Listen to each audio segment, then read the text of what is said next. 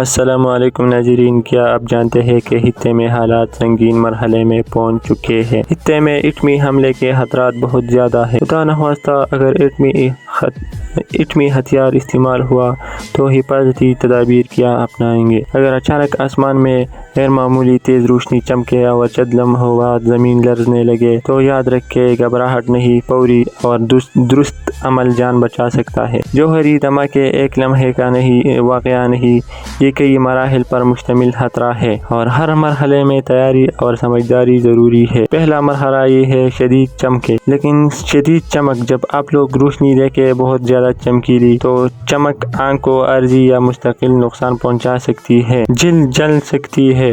خدا نخواستہ اگر ایسا کچھ ہوا تو فوری عمل کیا ہوگا؟ آنکھ بند کر کے اور زمین پر لیٹے، سر اور گردن کو ڈھانپ لے۔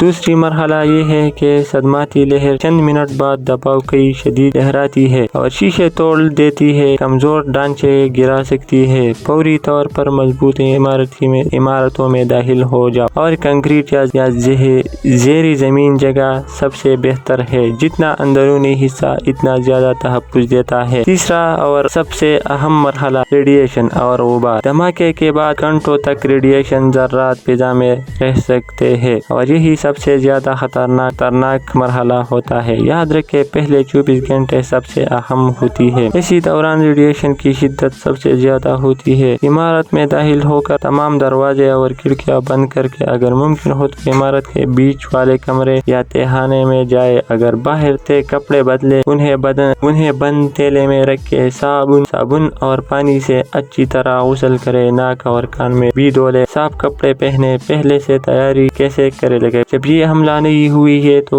پہلے سے کیا تیاری کرے؟ ہر گھر میں ایک ہنگامی کٹ ہونی چاہیے۔ بیٹری والا ریڈیو، اضافی بیٹریاں، کم از کم 3 دن یا 4 دن کا پانی ذخیرہ ہونا چاہیے اور بند ڈبے میں خوراک اور ضروری ادویات۔ روشنی کے لیے لائے ماسک یا کپڑا جو ناک اور منہ پہ ڈال سکے۔ خاندان کے ساتھ پہلے سے منصوبہ بنائے، اگر سب الگ الگ جگہ ہو تو کہاں ملیں گے۔ بچوں کو بنیادی ہدایات سکھائے۔ گھبراہٹ کم کرنے کے لیے پہلے سب سے بات بچوں سے یہ کرے کہ ڈرنا نہیں اور اپنے بچوں کو دلاسا دے۔ بزرگ اور بیمار افراد کو عمارت کے محفوظ حصے تک منتقل کرے۔ اب اسی دوران کیا نہ کرے؟ جب ایسا کچھ ہوا تو کیا نہ کرے؟ دھماکے کے فوراً بعد باہر نہ نکلے، کبھی کھلی جگہ پر پناہ نہ لے، سوشل میڈیا کے غیر مصدقہ خبروں پر یقین نہ کرے، گاڑی لے کر شہر سے بھاگنے کی کوشش نہ کرے جب تک سرکاری ہدایت نہ ہو۔ معلومات کا واحد ذریعہ صرف سرکاری اعلان بنے۔ افواہیں حالات کو مزید خراب کرتی ہے۔ نجات کے 3 اصول ہمیشہ یاد رکھیں۔ کسی اندرون جگہ میں جائے، اندرون جگہ میں رہے، سرکاری ہدایت